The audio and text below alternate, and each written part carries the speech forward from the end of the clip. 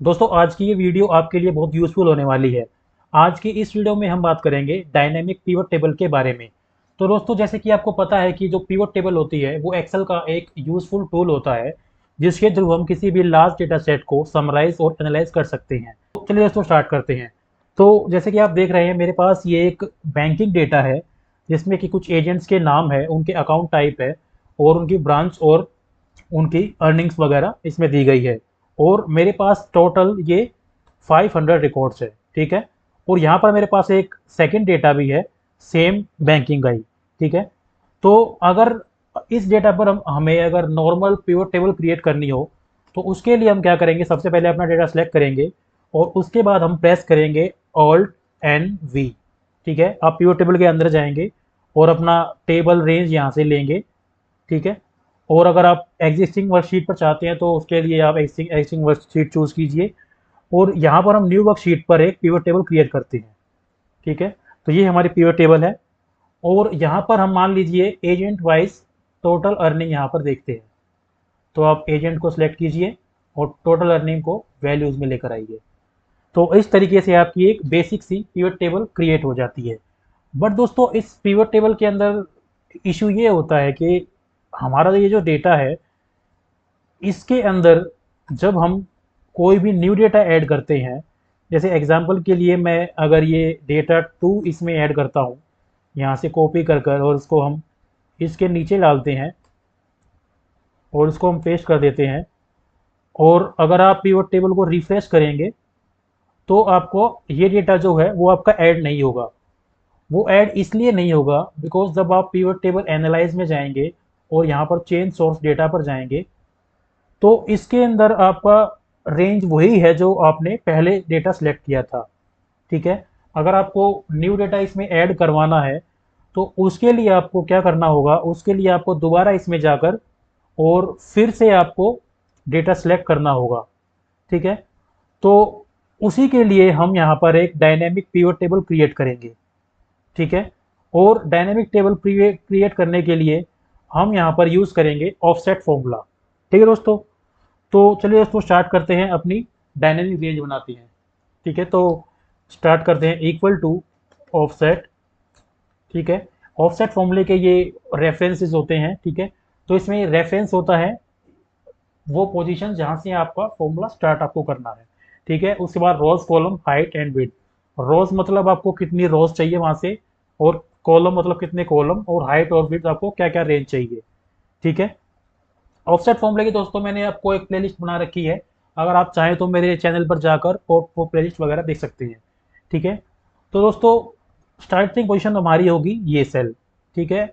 इसको हम F4 से लॉक कर देंगे। उसके बाद हमें रोज और कॉलम नहीं चाहिए तो वो हम सिर्फ कोमा लगाकर इग्नोर कर सकते हैं। और उसके बाद हमें चाहिए हाइट। तो हाइट के लिए दोस्तों हम यहाँ पर यूज़ करेंगे काउंट ए फॉर्मूला, ठीक है, काउंट ए। और काउंट ए में हम कोई भी कॉलम यहाँ पर दे देंगे और इसको भी हम F4 से इसका कॉलम लॉक कर देंगे, ठीक है। और इसको ब्रैकेट को क्लोज करेंगे और कोमा। और अगर आपकी डेटा में अगर कॉलम्स भी और ऐड होते हैं तो वहाँ पर भी आप काउंट ए लगा सकते हैं। जैसे कि अगर यहाँ पर मैं काउंट ए लगाता हूँ और यहाँ पर आप कोई भी रो सेलेक्ट कर लीजिए और इसको भी आप लॉक कर दीजिए F4 से और ब्रैकेट क्लोज करिए और ऑफसेट के ब्रैकेट क्लोज करिए। और उसके बाद दोस्तों आपको प्रेस करना है कंट्रोल शिफ्ट एंटर, ठीक है। ये हो गया आपका डायनेमिक, आपका ये फॉर्मूला बन गया है, एरे फॉर्मूला। उसके बाद दोस्तों हमें क्या करना है, इस फॉर्मूले की हमें एक नेम रेंज हमें बनानी होगी। तो उसके लिए हम क्या करेंगे, ये फॉर्मूला हम यहाँ से कॉपी करेंगे और हम फॉर्मूलाज में जाएंगे और नेम मैनेजर में अपना डेटा का जो भी आप नाम देना चाहे वो देख सकते हैं। यहाँ पर हम न्यू पे क्लिक करेंगे और जैसे हम यहाँ पर इसका नाम डाल देते हैं माई डेटा, ठीक है। और यहाँ पर जो आपने फॉर्मूला जो आपने जो कॉपी किया था उसको यहाँ पर पेस्ट कर देंगे और ओके करेंगे। तो जब आप इसके यहाँ पर जो क्लिक करेंगे आप देखें कि आपका डेटा ओवरऑल सिलेक्ट हो गया है, ठीक है। और उसके बाद आप इसको क्लोज कर देंगे, ठीक है दोस्तों। उसके बाद दोस्तों आपको क्या करना है, आपको अपनी पिवट टेबल के अंदर जाना है और यहाँ पर पिवट टेबल एनालाइज के अंदर चेंज सोर्स डेटा में यहाँ पर आना है और आपको ये सारा अपना क्लियर करना है और F3 प्रेस करना है और अपना माई डेटा जो भी है आपका सेलेक्ट कीजिए, जो भी आपने नेम रेंज बनाई थी उसको ओके करना है और ओके कर देना है। उसके बाद आप देखेंगे कि आपका डेटा ऑलरेडी आपका ऐड हो गया है।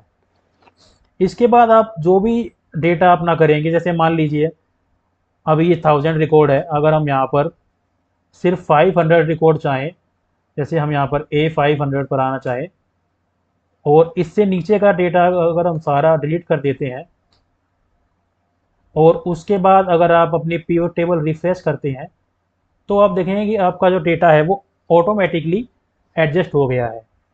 अब जब आप अपना डेटा के अंदर जाएंगे दोबारा फॉर्मूला में और अपनी नेम रेंज चेक करेंगे तो ये उतनी ही नेम रेंज होगी जितना आपका डेटा है। तो दोस्तों इस तरीके से आप ऑफसेट फॉर्मूला का यूज़ करके डायनेमिक पिवट टेबल क्रिएट कर सकते हैं। ठीक है दोस्तों। और इसके अलावा एक और ऑप्शन होती है पिवट टेबल डायनेमिक बनाने के लिए, आप सेम डेटा को टेबल में कन्वर्ट कर दीजिए, क्योंकि टेबल जो होती है उसमें जब आप कोई भी न्यू डेटा ऐड करेंगे तो ऑटोमेटिकली वो टेबल के फॉर्मेट में आ जाती है। तो उस तरीके से कि आप कर सकते हैं, बट उसमें कंडीशन ये होगी कि अगर आप मैनुअल डेटा ऐड करते हैं तभी वो टेबल फॉर्मेट करेगा। अगर कहीं और से किसी और सॉफ्टवेयर से डेटा निकाल कर अगर डायरेक्टली पेस्ट करते हैं तब वो डायनेमिकली चेंज नहीं होगा। उसके लिए आपको यही सेम ऑफसेट फॉर्मूला आपको यूज़ करना है, जैसे मैंने आपको ये करके दिखाया है। इस तरीके से आपको ऑफसेट फॉर्मूला ही यूज़ करना है डायनेमिक पिवट टेबल क्रिएट करने के लिए। ठीक है दोस्तों। तो थैंक यू। मेरी वीडियो अगर आपको पसंद आ रही है तो आप अपने दोस्तों के साथ इस वीडियो को शेयर कीजिए और अपना डेली लाइफ यूज़ में इस फॉर्मूले को यूज़ कीजिए। ठीक है दोस्तों, थैंक यू। अगली वीडियो में मिलते हैं।